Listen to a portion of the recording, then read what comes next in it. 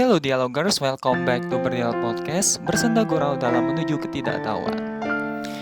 Well, ini podcast kelima gue dan hari ini menurut gue spesial banget sih. Karena hari ini gue gak sendirian. Gue ditemani oleh seorang perempuan. Iya perempuan. Iya perempuan. Ini merupakan salah satu kesempatan yang sangat menarik buat gue karena gue diizinkan untuk mengulik-ngulik tentang dirinya dan namanya adalah Asri. Wih, selamat malam Asri. Malam. Baik, sebelumnya perkenalan diri dulu dong. Oke, jadi nama aku Asri Syawalia. Jadi aku ini satu jurusan sama Lutfi di jurusan Sastra Inggris UBB. Oke, Kebetulan sastra kita Inggris, beda siap. satu angkatan. Lutfi satu angkatan di bawah aku dan aku satu angkatan di atas dia. Oh iya, kakak tingkat. Maaf ya. Jadi sekarang lagi di semester akhir. Wow, Lagi semester berjuang banget akhir. buat nyelesain yang harus diselesain. Iya, menarik. Skripsi ya. Ya, tadi udah perkenalan diri dari Asri. Aku manggilnya apa nih? Yu Asri. Sebenarnya kalau Yu Asri kan kebanyakan orang nggak tahu nih. Oke. Jadi Kak Asri. Oke. Kak Asri. Sebenarnya agak aneh sih kalau aku manggil Kak Asri, tapi nggak apa-apa karena memang kebiasaannya dari dulu sih Yu ya. Iya. Jadi Kak Asri aja. Oke, jadi tadi udah perkenalan diri segala macam. Nah, sebenarnya gue juga udah kenal Yu Asri ini udah lama banget dari semester awal. Tapi sebelumnya itu memang kami udah satu sekolah, Iya. satu SMK. Gue jurusan TKJ. Sama dong. Sama. Jadi dia satu tahun di atas gue dan gue jurusan TKJ di bawah dia 1 tahun gitu. Tapi di SMK dulu dia rada sombong sih. Enggak sombong. sombong maksudnya ya belum bertegur sapa lah kalau gitu kayak gitu. Tapi semenjak di kuliah itu pas kalau nggak salah pas pertama kali itu kayak pendaftaran lomba nggak sih? Iya. Dari situ, dari situ bukan spelling bee. Scrabble ya. Iya. Dari situ mungkin pertama kali mulai kontek-kontekan gitu, mulai akrab Cia. dari situ. Cile. Nah, kenapa saya mengundang Asri malam ini ya? Mungkin ngomong-ngomong segala macam kayak gitu kan, daripada gabut segala macam. Tapi di sini menariknya adalah Asri, namanya Asri Syawalia. No, Apa it's tuh artinya? Syawalia. Syawalia. Itu apa artinya tuh? Jadi Syawalia itu dikasih nama dari bapak karena aku itu lahir di bulan Syawal. Oke. Nah, jadi kalau Asri ditambahin Lia biar kayak cewek. Oh iya. Kalau Asri sendiri Asri berarti. Kalau Asrinya itu ke waktu lahir itu kayak waktu asar. Jadi nama aku itu kayak ya waktu lahir aku. Oh, Asar Asri Iya. jadi biar kayak cewek Iya. lagi gitu. Oke, menarik. Nah, ini si Asri ini merupakan salah satu penerima program belajar ke Amerika kemarin ya. Iya. Wis, keren. Karena gue sedikit tahu sih perjuangan dia bagaimana karena satu kampus kayak gitu kan. Nah, sebenarnya itu program apa sih? Jadi kemarin itu ke Amrik karena nama programnya itu Global Undergraduate Exchange Program yang disingkat Global U-Grad dari pemerintah Amerika. Oh, langsung dari pemerintah Iya. Amerika bukan Indonesia. Iya, bukan. Oh. Oke. Jadi di sana ngapain aja sih? Jadi program Global U-Grad ini ngasih kesempatan buat mahasiswa di seluruh dunia, bukan cuma Indonesia aja, buat kuliah, ngerasain pengalaman kuliah di Amrik. Ada yang 1 semester, ada yang 2 semester. Nah, selain kuliah, kita juga volunteer di sana. Volunteer juga, tapi kayak nggak lama, cuma minimum 20 jam. Syaratnya 20 jam. Tapi kalau mau lebih nggak apa-apa gitu. Oke. Itu kemarin berapa bulan? Berapa bulan di sana? Seharusnya ya. Seharusnya 1 semester 4 bulan lah ya kurang lebih. 4 bulan. Tapi karena ya COVID. Karena COVID jadi di sana cuma sekitar 3 bulan. Oh, dipulangkan gitu. Itu kasarnya teman-teman. Tapi menarik sebenarnya tadi sebelumnya aku pengen nanya dulu bulan emang balik kapan sih? Bulan apa sih? Balik kemarin bulan April awal. Oh, Iya, berarti awal April. berarti di sana udah COVID dulu gitu baru dipulangkan atau Iya, di gimana? sana udah lumayan banyak kasus. Jadi Oke. pemerintah Amerika dan Indonesia juga memutuskan buat mulangin pelajar-pelajar yang ada di sana. Amerika juga. Oh, Dan dari gitu. negara-negara lain juga diusahain untuk dipulangin. Oke. Itu dari seluruh dunia atau gimana? Berapa negara?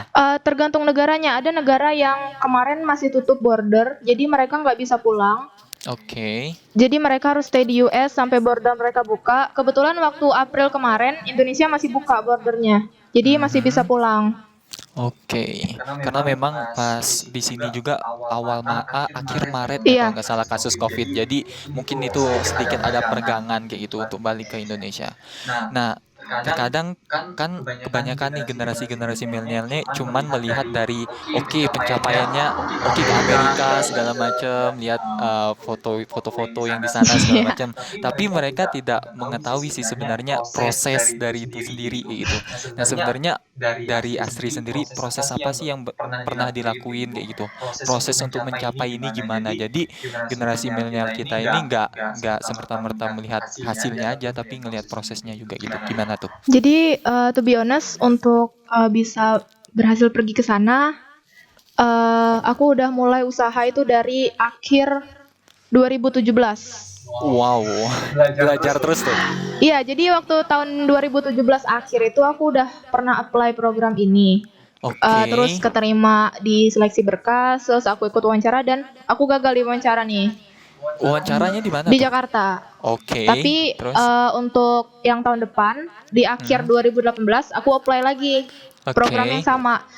Dan alhamdulillah aku lolos dalam semua tahapnya. Dan tahapnya oke. itu kayak dari awal tahap berkas, di mana aku harus bikin 2 esai, cari recommendation letter, cari dosen yang mau bikin recommendation letter buat aku, Itu pasti belajar. pasti dapet lah ya. Iya, Maksudnya pasti dapet lah ya, ya tahu lah.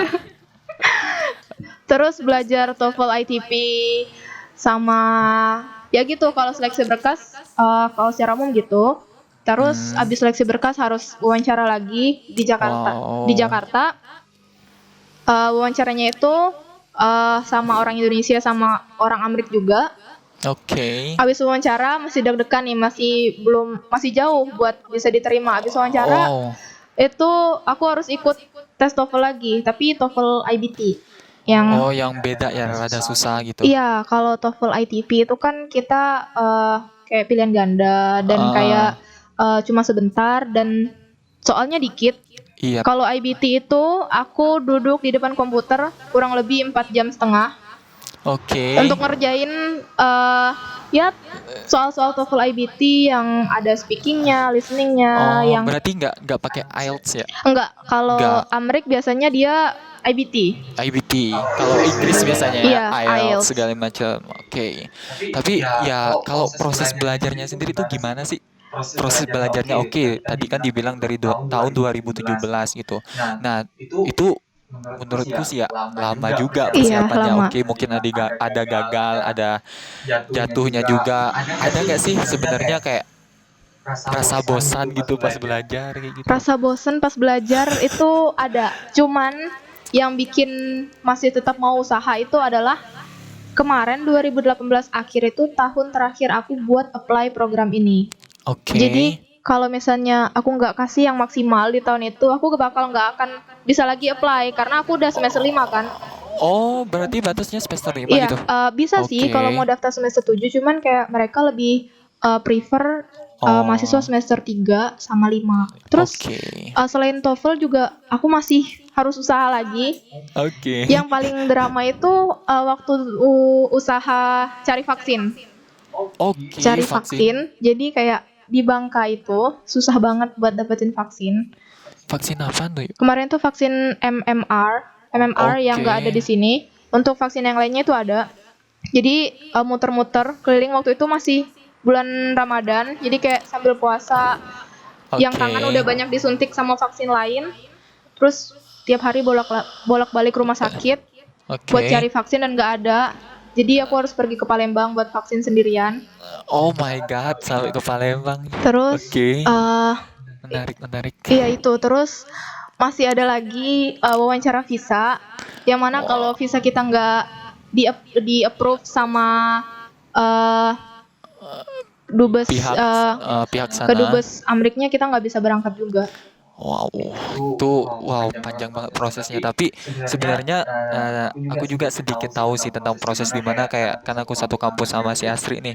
Nah, si Asri ini sering kayak ketemu di lab segala macam, ngerjain tugas, bukan tugas sih kayak latihan segala macam kayak gitu. Nah, itu jadi kayak wah gila nih si orang, kayak I'm proud of her kayak gitu, kayak Thank you. wow gila.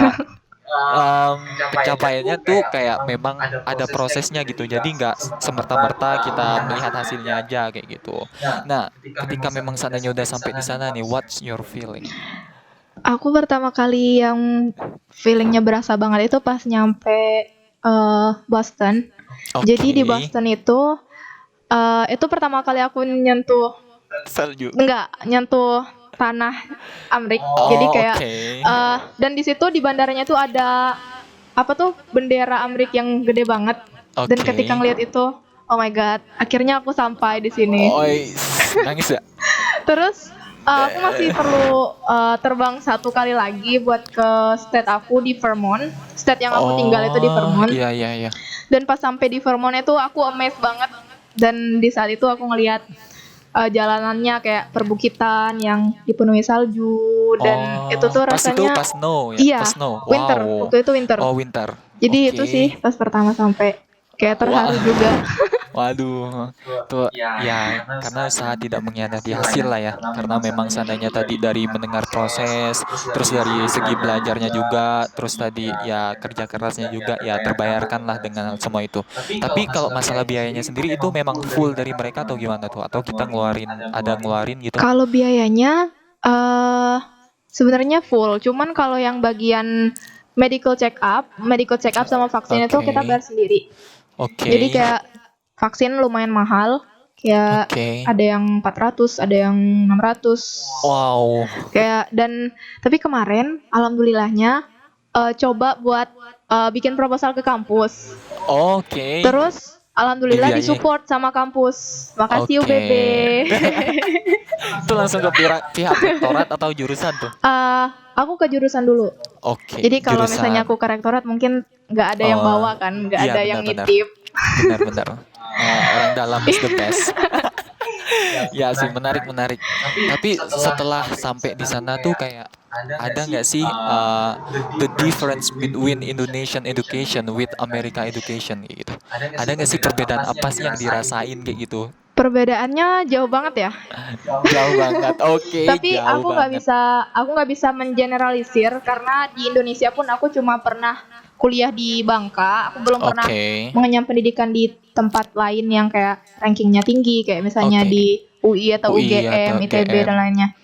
Jadi aku state apa yang aku rasain aja ya. Kayak mungkin lebih ke kesiapan. Kesiapan ini bukan cuma dosen ya, tapi juga mahasiswa dan kampusnya juga.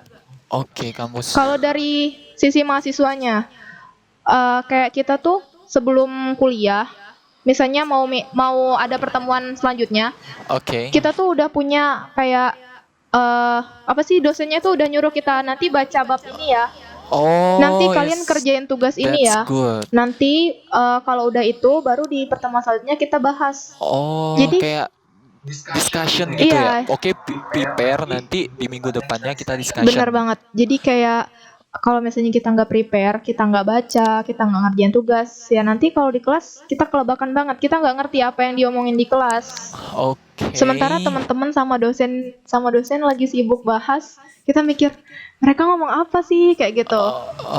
Tapi berarti yang sedikit garis merahnya itu berarti kayak they have a lot of discussion kayak gitu di kelas kayak gitu. Jadi ketika memang seandainya mereka masuk kelas itu mereka prepare 1 minggu sebelumnya terus untuk baca-baca, terus nanti biar mereka bisa discuss gitu bareng-bareng. Terus kalau dari dosennya sendiri Kemarin itu aku ngerasain banget pas hari pertemuan pertama, kita dikasih Oke. silabus dan silabusnya itu super duper lengkap. Jadi kita udah punya kayak rencana pembelajaran selama 1 semester. Jadi Oke. nanti tanggal segini bulan ini kita belajar ini, bab segini, halaman ini, terus nanti tanggal segini kita ngerjain tugas ini, tugasnya begini, Oke. poinnya segini. Terus Oke. kayak nanti kalau Wow. kalian eh kalau di akhir semester kalian bisa ngumpulin poin sebanyak ini, nah nanti di transkrip kalian nilainya A, B, C kayak gitu. Jadi kayak udah bener-bener jelas banget.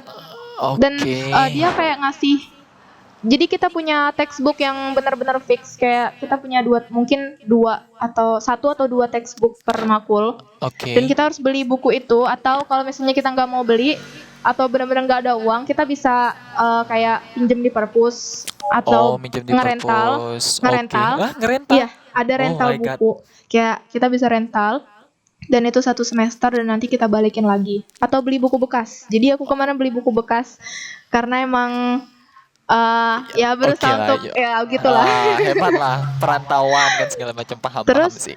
eh dosennya itu kayak mereka benar-benar mengapresiasi mahasiswanya, kayak mereka pay attention sama perubahan yang kita lakuin di kelas. Misalnya sebelumnya kita tuh belum berani kayak ngungkapin ide kita, jadi kayak mereka Oke. langsung, oh kamu sekarang udah begini ya, dan mereka mujinya langsung di depan teman-teman. Oh, Jadi iya sih. Oke. Jadi memang terkadang ya mahasiswa pun butuh kayak iya, dipuji gitu. apresiasi itu benar-benar Apresiasi. ngebantu banget. Iya sih, karena memang seandainya kalau mereka nggak diapresiasi malah dijatuhin itu kayak merendahkan semangat mereka kayak Pengalaman gitu ya. kan. Aduh, jangan dibahas lah Terus tuh. kalau kalau dari kampusnya sendiri, jadi perpustakaan mereka itu di kampusku di Castleton itu Oke. perpustakaannya gede banget. Dia ada 2 lantai, terus Oke. koleksi bukunya lengkap, dan kayak jurnal-jurnal itu lengkap kalau misalnya Oke. kita mau research, dan kita disediain banyak komputer. Dan kalau Komputer. iya, komputer. Oke. Terus kalau misalnya kita mau print tugas itu bisa di sana dan gratis.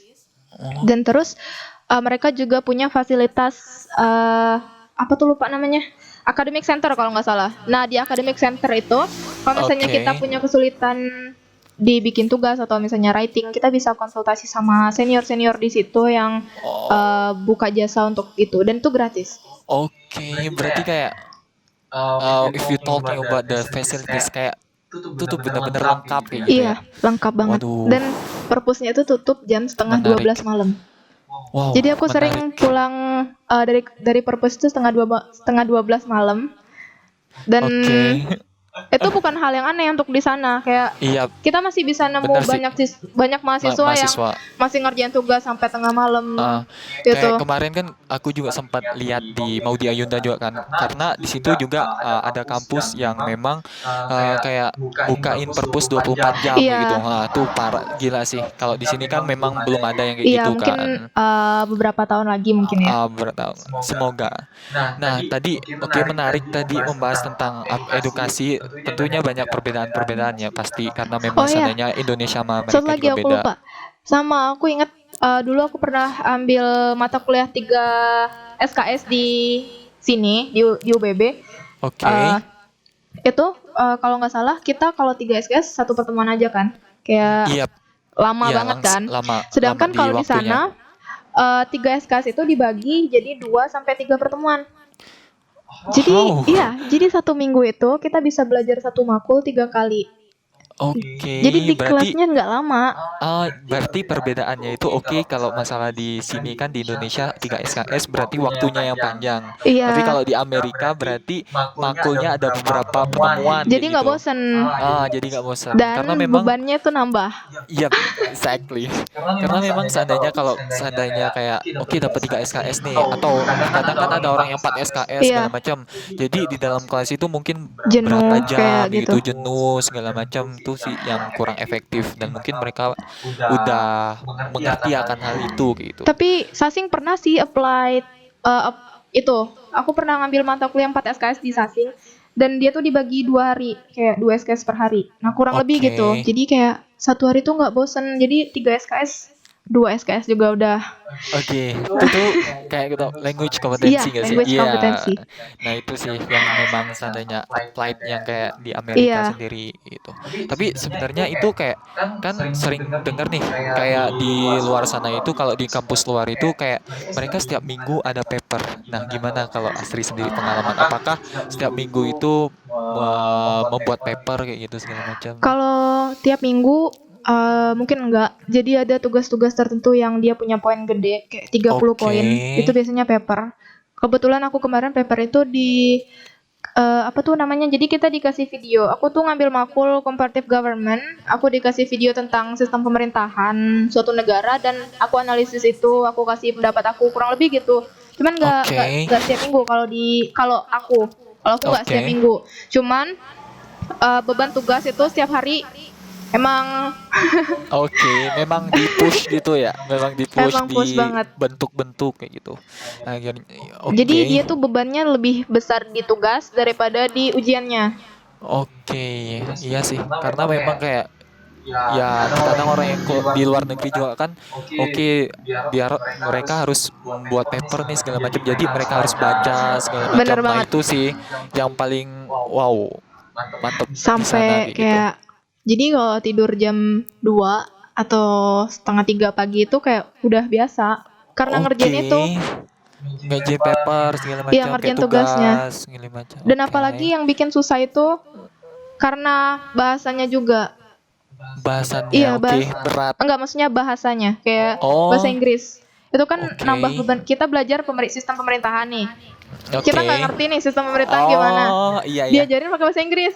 Oke, memang kan terkadang ada beberapa term yang nggak bisa Iya, bener banget. nggak beberapa term yang memang tidak diketahui gitu. Apalagi memang seandainya kita kan oke linguistik segala macam Iya. nggak tentang politik Iya. gitu. Nah kita harus mengetahui itu juga gitu. Nah itu susah sih mengetahui Jadi term-term yang baru bahasannya kayak gitu. berat, bahasanya beda. Itu Gitu. parah sih. Keren keren. Nah ini kan kali pertama keluar negeri kan Iya, benar. pastinya. Karena aku juga belum belum keluar negeri. Nah ketika sampai sana, ketika menjalani segala aktivitas di sana, ngampus atau mungkin jalan-jalan juga kan pasti. Iya. Terus, nah di situ pernah ngalamin culture shock gak sih? Kalau culture shock, pertama yang paling utama banget pendidikan itu sih. Oke, Terus kayak yang pendidikan. udah aku jelasin tadi. Terus jadi untuk pendidikan itu, jujur, aku 1 minggu pertama atau 1 minggu ya, aku hampir Eh, nangis di kelas kayak oh my god. yang aku jarang banget ngerasain hal yang kayak gitu sebelumnya. Pas di sana aku ketemu kayak teman-temanku pintar banget.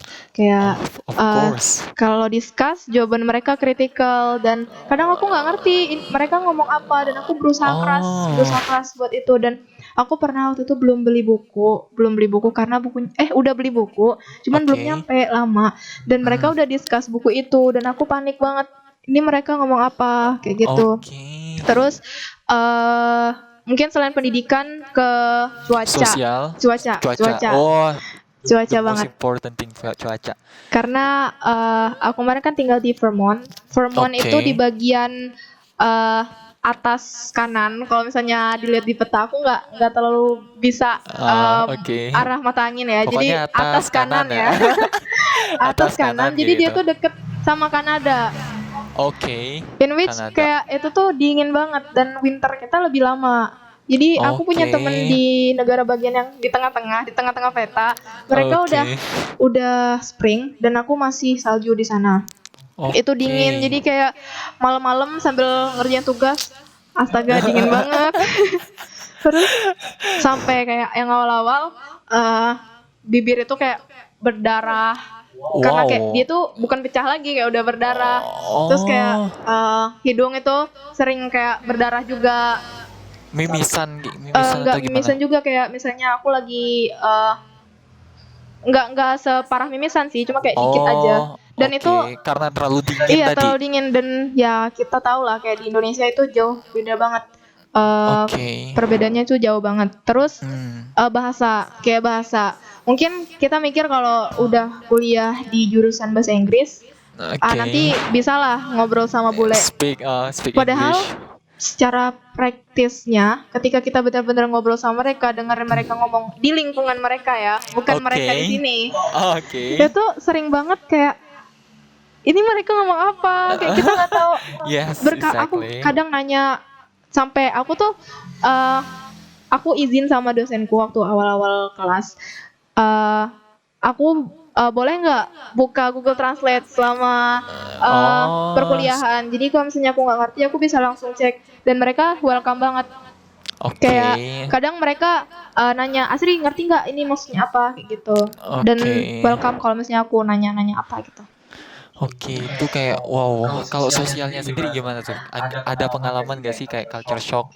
Sosial kayak apa gitu kayak gitu. Kalau secara sosial, jadi yang aku perhatiin dari orang-orang di sana, mereka itu orangnya individualis. Wow. Dan kayak mereka jalan, kalian bisa aja satu kelas, tapi kalian nggak manggil pas jalan. Dan itu hal yang common terjadi, karena mereka kayak nggak ya kalian ya aku ya, kayak gitu. Lo gue Iya. gitu. Terus tapi kalau misalnya kita butuh bantuan mereka, dan mereka tuh sangat welcome untuk membantu kita. Contohnya kayak aku dipinjemin buku waktu buku aku belum nyampe, dan kayak temen aku itu tahan waktu itu weekend, dia ngasih aku pinjem buku aku tuh pinjemnya hari Jumat, Sabtu Minggu bukunya di aku, padahal hari Senin itu kita tuh punya kayak bahan bacaan lagi, dan dia kasih pinjem ke aku. Terus waktu itu aku belum beli selimut juga, aku benar-benar dikasih pinjem sampai aku benar-benar beli, bukan kayak, dan mereka sama sekali nggak nanya itu punyaku udah selesai belum gitu. Terus kayak di sana jual sarung nggak lihat. Nggak lihat. Terus jualan sarung kayak waktu itu pertemuan terakhir sebelum kita switch ke online class ya. Jadi pas aku balik ke sini aku tetap lanjut online class. Waktu di sana temanku itu dia bilang, Asri nanti kalau misalnya kayak gabut gitu di asrama, nanti telepon aja, aku bisa jemput kalau misalnya mau makan malam bareng atau gimana. Kayak mereka seperhatian itu.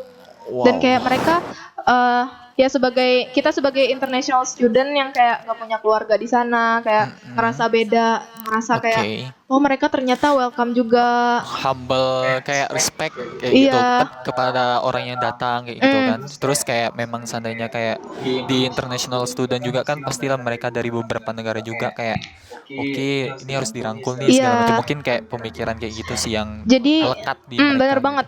Jadi kayak aku kemarin gabung di international club, dan klub itu sangat bantu aku. Kayak aku merasa susah di bagian ini, aku curhat sama teman-teman yang udah lama di klub, kayak mereka ngasih pandangan mereka. Dulu aku gini, jadi nanti kamu bisa gini juga biar kamu nggak kayak ngerasa kesepian atau apa kayak.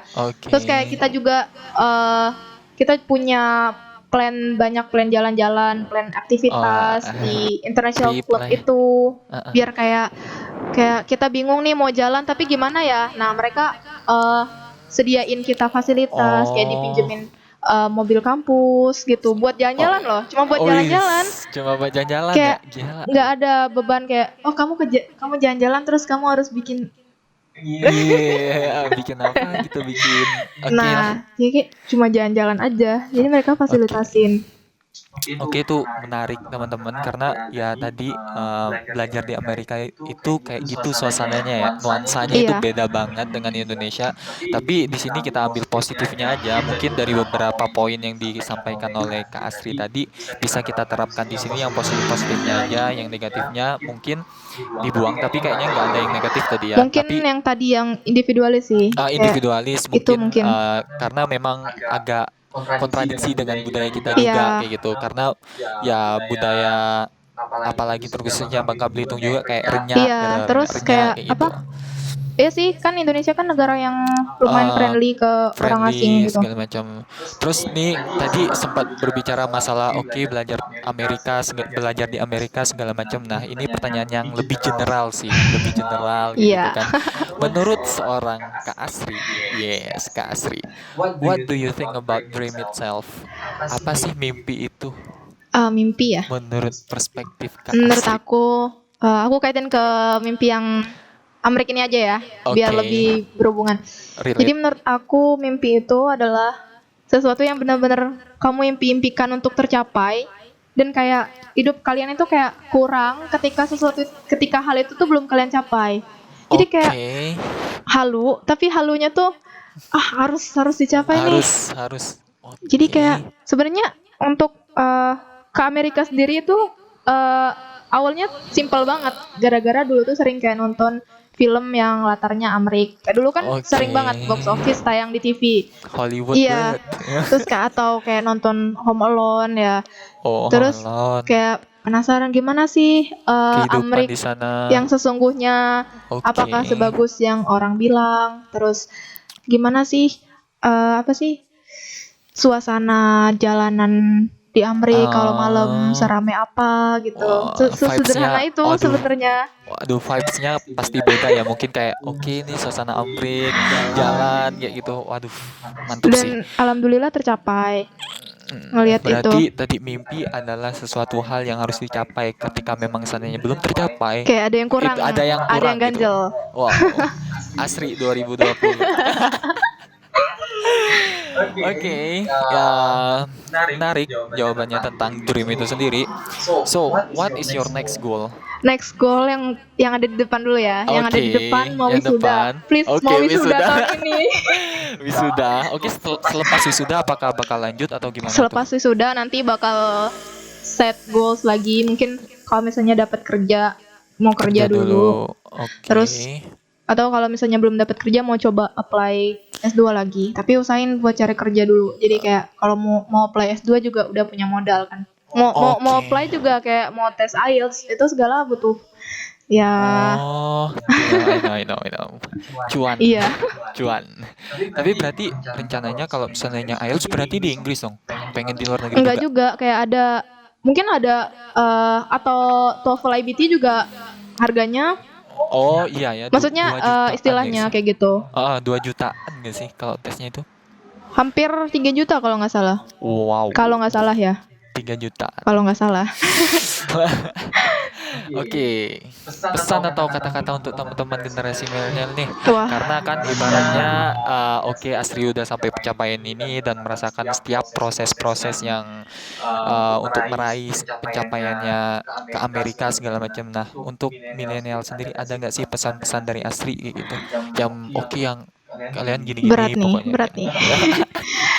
Keluarkan kata-kata bijakmu sekarang. Eh, jadi mungkin dari yang udah aku alami, yang sebenarnya tidak seberapa, Oke, ya seberapa lah bagi orang-orang gitu. merendah untuk meroket nih ya. Nah, iya. Jadi mungkin lebih ke untuk yang masih kuliah atau yang masih muda, nikmatilah kayak masa muda kalian, dan selain menikmati kalian juga manfaatkan masa muda itu, apalagi yang masih kuliah, yang masih punya banyak kesempatan buat ikut lomba, yang punya Oh, fasilitas, ya, yang kayak punya kendaraan, punya internet, kita punya laptop, dan itu mudah banget sebenarnya. Kita punya modal buat mencapai impian kita sebenarnya. Jadi kayak eh coba dulu, misalnya mau ikut lomba nih, ikut dulu lomba yang kecil dulu, yang skopnya yang lokal dulu, baru naik ke nasional. Aku juga dulu kayak pelan-pelan, jadi kayak dikit-dikit, nggak bisa kayak kita langsung mau dapetin yang gede. oke. Jadi untuk Menarik. dari selama masa kuliah juga gitu, awal-awalnya kayak ikut lomba speech di kampus, terus coba ikut lomba debat di regional, coba ke nasional dulu, baru Oke. yang ini tadi. Oke, menarik sekali ya teman-teman. Jadi, berproses lah selagi masih ada Iya kesempatan benar. dan ketika memang seandainya kalian punya fasilitas dan sebagainya, itu dimanfaatkan sedemikian rupa suatu hal yang positif Benar kayak banget. gitu. Nah, terima kasih banget nih kita udah di penghujung diskusi kita. Terima kasih, I'm really proud of you. Thank you. Karena memang wow, pencapaiannya begitu luar biasa menurutku. Terima kasih untuk Kak Asri dan bagi teman-teman yang pengen ceritanya bisa diceritain di podcast gue, nanti langsung kirim ke email di berdialoger@gmail.com atau langsung bisa DM, nanti bisa langsung dibahas kok di sini kayak gitu.